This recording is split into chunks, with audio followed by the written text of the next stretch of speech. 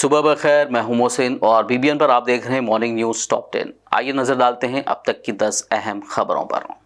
تلنگانہ کے مگنور ZP high school میں ایک ہی ہفتے میں 2 بار فوڈ پوائزننگ کے واقعات پر تلنگانہ ہائی کورٹ نے ریاستی حکومت پر کی تنقید۔ طلباء کے بیمار پڑنے کے معاملات میں ملوث خاتون کے خلاف کی گئی کارروائی سے متعلق رپورٹ داخل کرنے کی حکومت کو دی ہدایت۔ تلنگانہ کے CM ریونت ریڈی کے خلاف BJP کا پوسٹر، غیر متوسط طبقے کے گھروں کو نشانہ بنانے پر BJP لیڈر و سابق MP پورا نرسیا گوڑ نے ڈیمولیشن مین سے تعبیر کرتے ہوئے ریونت ریڈی کا پوسٹر کیا جاری۔ تلنگانہ BJP کے 18 قائدین کی وزیراعظم نریندر مودی سے ملاقات۔ ریاست کے اہم مسائل اور تلنگانہ میں پارٹی کے مستقبل کے امکانات پر کیا گیا تبادلہ خیال۔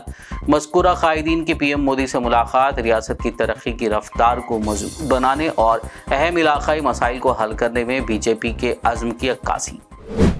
گرلز اسلامک آرگنائزیشن تلنگانہ کے زیر اہتمام 3 روزہ فیسٹ مشال بعنوان وہ صبح ہم ہی سے آئے گی، یہ صبح ہم ہی لائیں گے 29، 30 نومبر اور 1 دسمبر 2024 کو نامپلی ایگزیبیشن گراؤنڈ میں منعقد ہو رہی ہے۔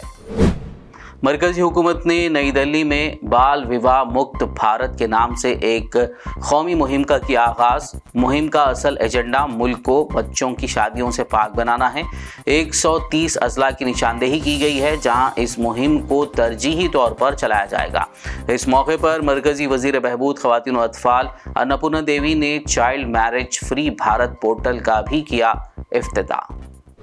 بھارت بھر میں تقریباً 59,000 وقف جائیدادوں کو غیر قانونی قبضہ جات کا خطرہ لاحق۔ اقلیتی امور کے مرکزی وزیر کرن رجیجو کا لوک سبھا میں بیان۔ ایک تحریری جواب میں انہوں نے کہا، وقف قانون کی دفعات کے تحت ریاستی وقف بورڈ کے چیف ایگزیکٹو آفیسر کو غیر مجاز قابضین کے خلاف کارروائی کرنے کا اختیار حاصل۔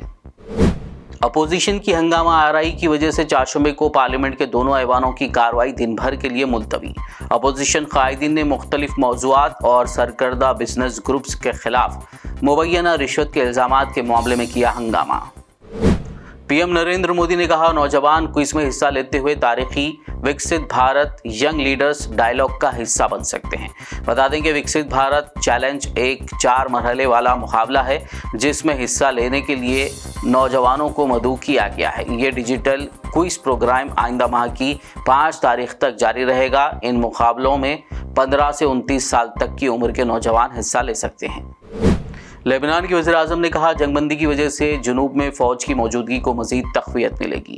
وزیر اعظم نجیب میقاتی نے کہا، جنگ بندی معاہدے کا احترام کرنے کے لیے اسرائیل پر زور دیا جانا چاہیے۔